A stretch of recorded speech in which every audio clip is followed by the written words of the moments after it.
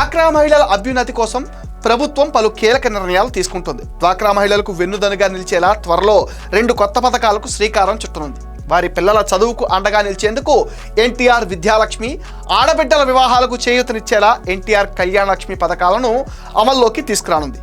అంటే ఈ పథకాల క్రింద గ్రామీణ పేదరిక నిర్మూలన సొసైటీ పరిధిలోని స్త్రీనిధి బ్యాంకు ద్వారా 1,00,000 వరకు పావలా వడ్డీకి రుణం ఇస్తారు.